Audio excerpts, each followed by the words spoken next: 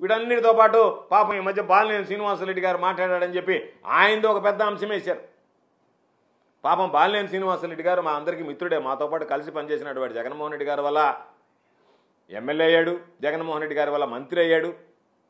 సమర్థవంతమైనటువంటి విద్యుత్ శాఖని ఆయనకి జగన్మోహన్ రెడ్డి గారు ఈయన సమర్థవంతుడు అని చెప్పి అప్పచెప్పాడు. అసలు నేను మంత్రిగా పనిచేశా, వాసన మంత్రిగా పనిచేశాడు, వాసనతో మాకు అనుబంధ సంబంధాలు ఉన్నాయి, నెల్లూరు జిల్లాకి ఇన్ఛార్జి మంత్రిగా పనిచేశాడు. ఇంత అసత్యాలు మాట్లాడతాడని నేను ఏ రోజు అనుకోలేదు.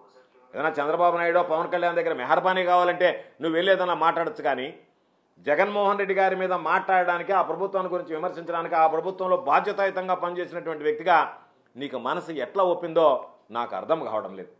ఎందుకు మాట్లాడుతున్నానంటే ఈ విషయం క్యాబినెట్ గురించి మనకు తెలియదా, క్యాబినెట్ నిర్ణయాల గురించి మనకు తెలియదా? క్యాబినెట్ సమావేశం రేపు జరుగుతుందంటే వాసనాను అతను మంత్రిగా పనిచేశానని చెప్తున్నావు. ఎంత హడావిడిగా ఉంటారు అధికారులు, ఎన్ని రకాలైనటువంటి అజెండాలు ఉంటాయి, ఎన్ని రకాలైనటువంటి ప్రయోజనాలు, రాష్ట్ర ప్రయోజనాలు ఉంటాయి, ఎన్ని రకాలైనటువంటి చట్టాలను తీసుకొస్తారు, ఎన్ని రకాలైనటువంటి విధానపరమైనటువంటి నిర్ణయాలు తీసుకుంటారు. ఆ నిర్ణయాలు తీసుకునేటువంటి సమయంలో రాత్రి బగుళ్ళు పనిచేసినా సరే అజెండా దగ్గరికి వచ్చేటప్పటికి కొన్ని మిస్ అవుతాయి, కొన్ని రాకుండా పోతాయి.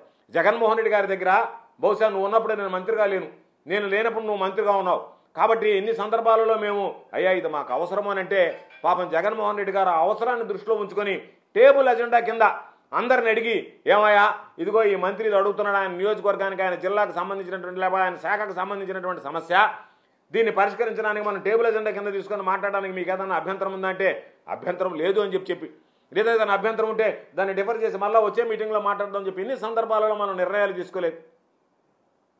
అటువంటిది ఈరోజు ఏదో అర్ధరాత్రి నాకు ఫైల్ వచ్చింది, నీకు అర్ధరాత్రి ఫైల్ వచ్చేది ఏంది? నువ్వు ఉన్నప్పుడు ఈ ఫైలింగ్ సిస్టమ్ ఉంది, నీకు ఎవడో ఒకటి తీసుకొచ్చి నీ దగ్గర సంతకం పెట్టమంట, నీకు ఆటోమేటిక్గా నీ సిస్టంలో వస్తుంది ఫైల్, నువ్వు చూసుకుంటావు. ఆ సిస్టంలో వచ్చేటువంటి ఫైల్కి అర్ధరాత్రి ఫైల్ వచ్చింది, అపరాత్రి ఫైల్ వచ్చింది, నా మీద ఒత్తిడి వచ్చిందంటే నువ్వు ఎవరి మొహమాటం కోసం, ఎవరి మెహర్బానీ కోసం, ఎవరి దగ్గర నువ్వేదో నీ స్థాయి పెంచుకోవాలనేటువంటి ఆలోచన కోసం విమర్శలు చేసావో అర్థం కానిటువంటి పరిస్థితి.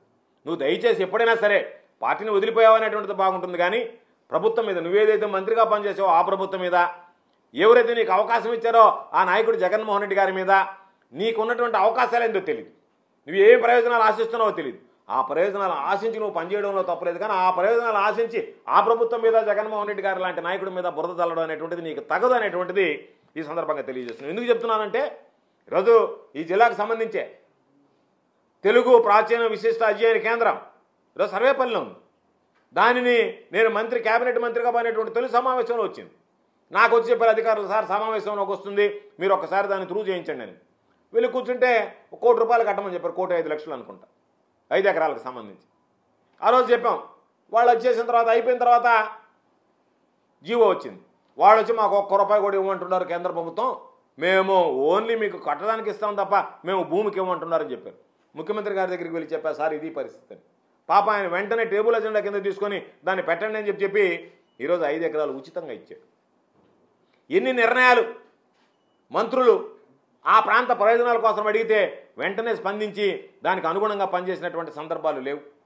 కాబట్టి ఇవన్నీ పక్కన పెట్టి ఏదో ఒక విధంగా బురద దల్లాలనేటువంటి ఒక దుర్మార్గమైనటువంటి ఆలోచన తప్ప జగన్మోహన్ రెడ్డి గారు మనం ఏదన్నా అడిగితే కాదని కానీ లేదని కానీ మాట్లాడినటువంటి సందర్భం కానీ, లేదా రాష్ట్ర ప్రజల ప్రయోజనాలను పణంగా పెట్టేటువంటి విధంగా కానీ మరొకటి కానీ పాల్పడినటువంటి పరిస్థితి లేదు.